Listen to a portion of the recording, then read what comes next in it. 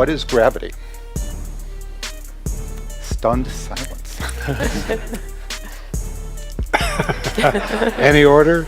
No, just jump in, please. I wish we really knew. So, I mean, we can certainly, it's easy enough to describe properties of gravity. It's easy enough to describe theories of gravity. We've had two marvelous theories. But, so we have a pretty good practical understanding of gravity. But conceptually, I don't know. Right. Each planet has specific effects on time, and it all depends on the location that each planet is in, and that's what gives it its direction or effect on time. Saturn, I believe, I'm going to check this out. Saturn or Jupiter, these are two monoliths as far as gravitational pull is concerned, as far as in our immediate area of space and time. But if you think about the pantheons of mythology, these planets are the planets that they refer to as the gods. Jupiter, and if you do the etymology on the word Jupiter, it goes from Zeus to even taking it super deep to Ptah. And I'm gonna do the breakdown on that, not right now, because I'm kind of like in the middle of something.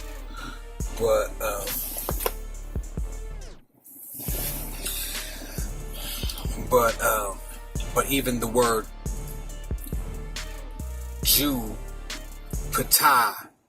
Jupiter, Jew means something. There's a suffix or a prefix there that has a meaning.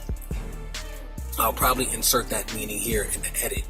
Ptah, you know what I'm saying, is a deity in the Egyptian pantheon, but there's a reason why Jupiter is connected to Zeus in Greek mythology and also connected to Ptah in Egyptian. There's a connection there, you know what I'm saying? Because of what it is.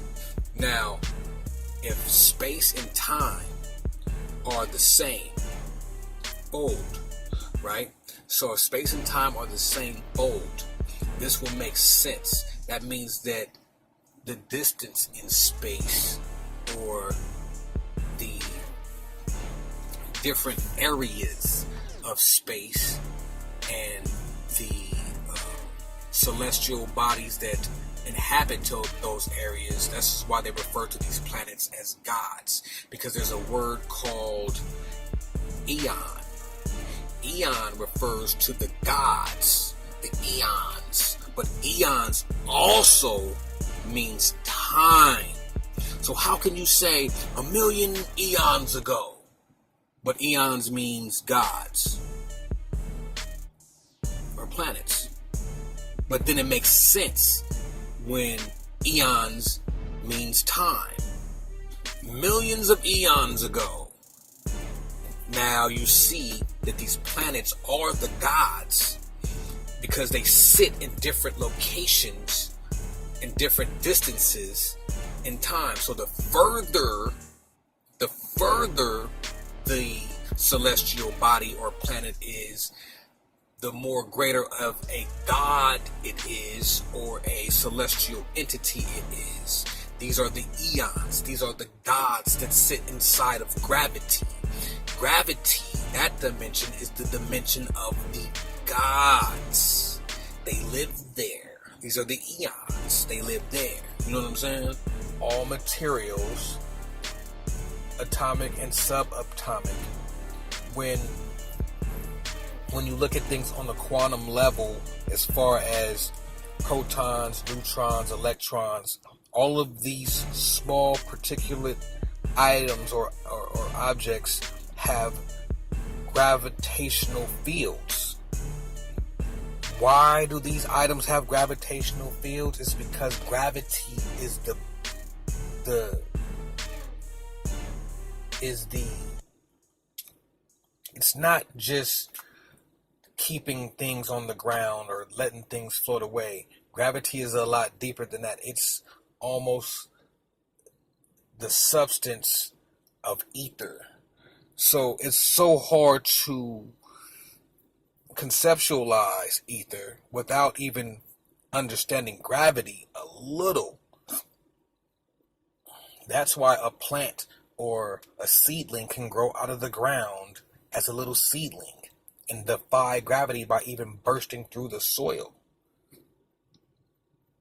But yet gravity can hold my big ass down from jumping up 20 feet in the air. See? Because it's all about its correlation and relationship to other things. So if you look at the formula, again, revisiting the formula for gravity, and we're only using this formula just as a perspective, not saying that it is the rule of thumb. It's just a perspective. When you look at it, it's the mass of an object in comparison to another mass of another object divided by the distance and multiplied by the force. This is how you know that gravity is intertwined into everything. So just like how each particulate matter or a particle like atoms, protons, electrons, neutrons, and even materials or items that are even smaller than that have gravitational pulls. This energy between this potential energy that gravity and electricity and magnetism have that form this gravitational force, even on the small, minute levels, is how they've created nuclear bombs, because they've went in on the nucleus or the quantum level to separate the electrons, the electricity and the magnetism, and to harness those forces. And you see how much power is in a atom. This is when they talk about splitting an atom. What the fuck does that mean?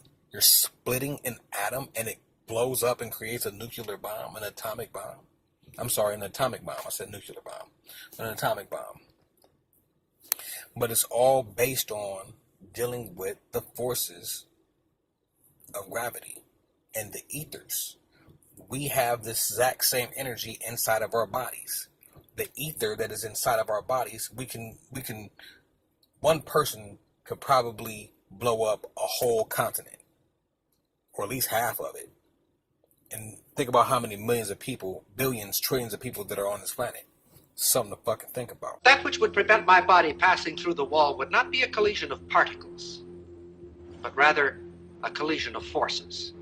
The same forces that make an atom bomb. And if it were not for these forces, my body could go freely back and forth through that wall, just as though it were not there.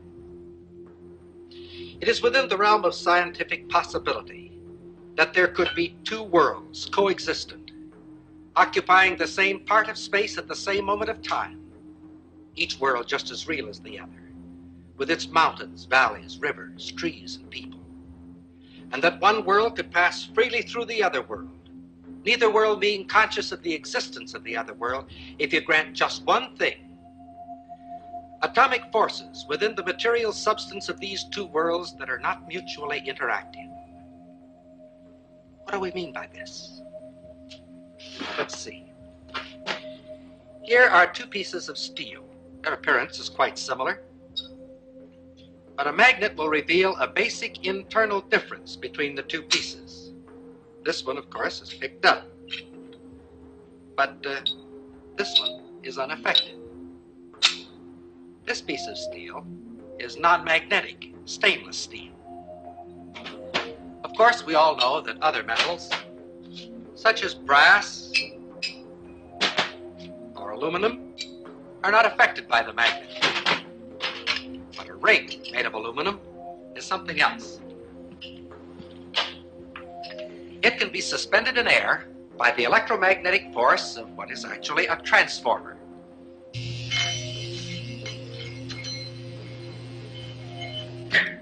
The ring being in effect a one-turn shorted secondary. A smaller ring will react even more violently.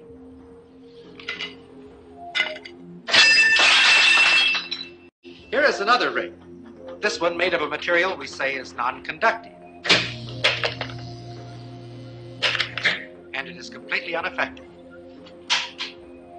Here is another example. Several thousand watts of power were involved in that spark. If we replace the spark gap with a copper coil, the same power now flows through the coil. It's invisible, has no effect on many substances, but it can generate a lot of heat. Wood, paper, things that we think of as being quite inflammable are not affected at all. However, a piece of steel wool bursts into flame instantly.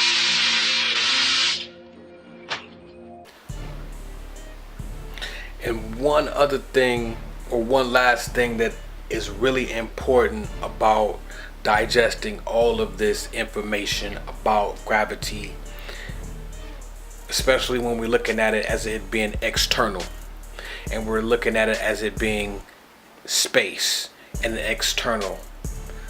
Space and time, or what we perceive as space and time, also is just a layer of reflection. So always remember the rule of thumb: as above, so below; as within, so without. So as we're looking at all of these gods, and when we're looking at the attributes and dimensions of gravity, we also have to remember that everything that we're observing externally is also internal. So the power and effect that these observable external gods have are also internal attributes that you have inside of yourself. So when you're looking at the effects of gravity externally, remember the effects of gravity are also internal within thyself. This is how you truly harnessed energy, how you truly worship, how you truly tap in to your spiritual self. So when you take all the religious nonsense away, it's really something that is very internal, something that is very personal to each and every single person. This is just, I am nothing but a reflection of you. I am just here to remind you of things that you already know. And with that said, signing out. You already know what it is. Until next time, keep them third eyes open. Peace.